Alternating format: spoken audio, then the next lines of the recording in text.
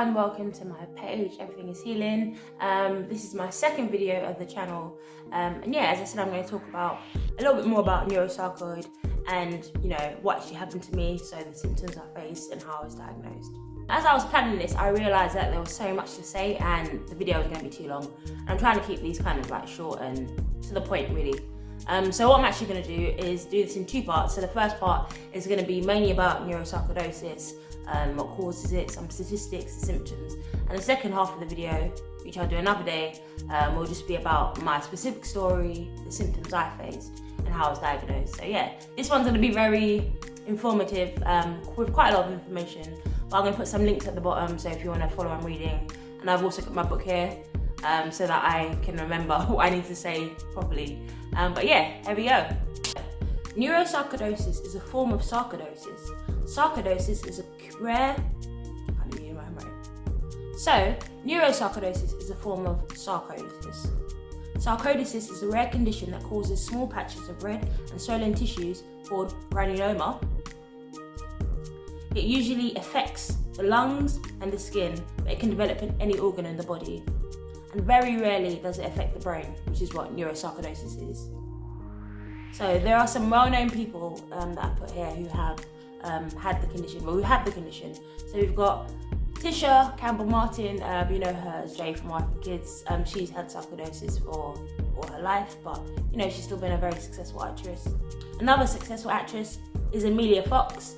She had sarcoidosis since she was 18. And lastly, we have Bernie Mac, the comedian, who unfortunately passed away because of complications from his sarcoidosis, which affected his lungs. Even though it is a hard condition to deal with, there are still successful people out there, who are still doing their thing and have done their thing. So yeah, that's what I'm trying to do out here. But just to show that, whatever happens to you in life, you can still go for your dreams. Actually, neurosarcoidosis, which again I said is the rarest form of sarcoid, and I unfortunately got. It mainly affects the nervous system, the spine and the brain. Neurosarcoidosis is so rare that out of the 10,000 people, the 1 in 10,000 people that get sarcoidosis, 15% of those get neurosarcoidosis. So as you can see in this picture here, you can see about 15%, but you can just see how overwhelming it is that 90% of the people get sarcoidosis in their lungs. And it's going to sound a bit weird to say this, but I'm kind of grateful that I wasn't one of those 90%, because that really would have affected my singing and the voice.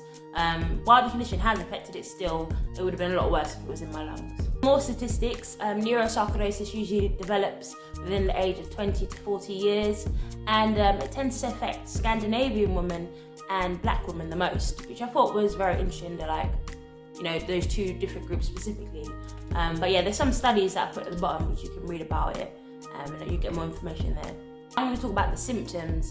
The symptoms is such a big list, I really had to write it down. My memory is not the best, which is actually one of the symptoms, unfortunately. So I'm going to read this list for you guys.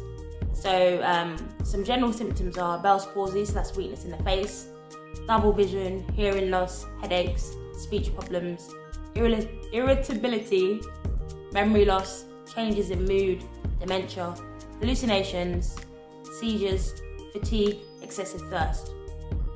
And as it affects the brain, it can really affect your spine, which can affect your ability to walk or just to do basic things.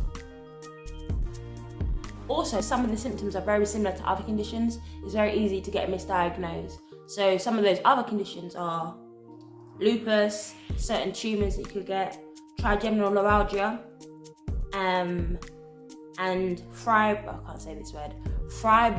write it here because I can't say it. Fibromyalgia, don't judge me.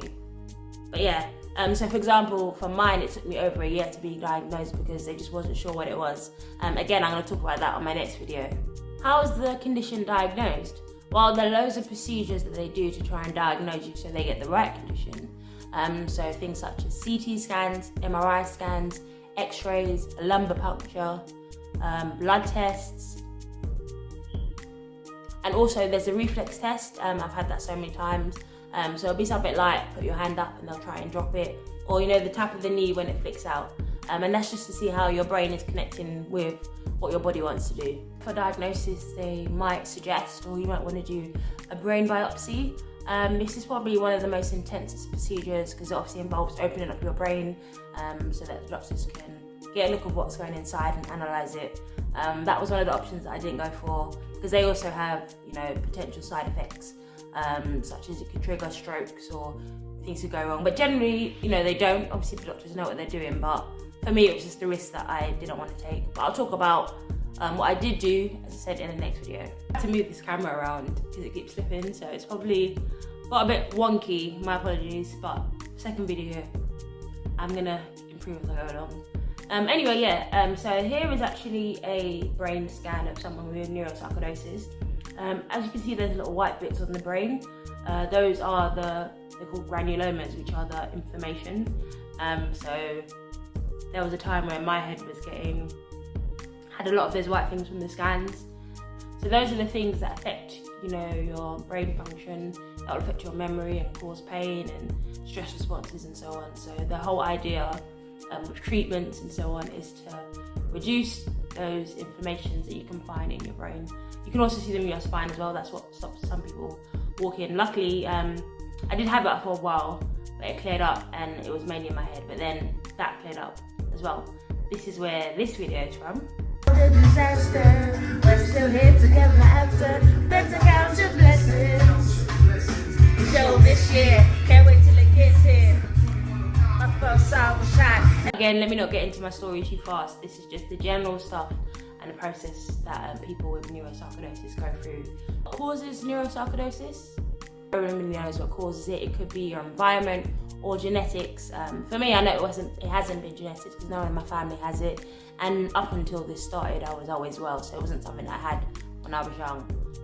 But they do say that it could be triggered by the body's immune system responding to foreign substances such as bacteria, chemicals, or viruses. So something could have just triggered the body's response to start the condition. But again, there's no real answer to that, and it's something that's still being researched and developed to find out what it is.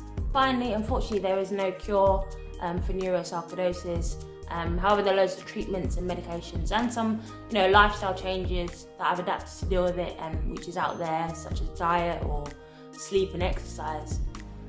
However, it is known that the condition could just go into remission and kind of disappear, which has been my prayer and my wish for the longest time, and I do believe that I'll get to that stage at one point. I mean, the fact that I'm even able to do this now is, you know, a sign for that already, so I really hope it's some more time. It will be something of the past. Have a look at that for the moment, and yeah, it kind of summarises a lot of what I said. I will link that at the bottom as well. That's pretty much the end of this video. I spoke about what neurosarcoidosis is in more detail, the symptoms, potential causes, and so on. I hope you feel very well informed. It was quite a lot to take in, especially me thinking about it. But I think it's really important for you to understand this page. I wanted to provide the proper context and, you know, from the start, so you know how it all began and what I'm doing along the way and where I am now. I really think that's important to share. But yeah, as I said, please do look at some of the links below so you can get more information if you want.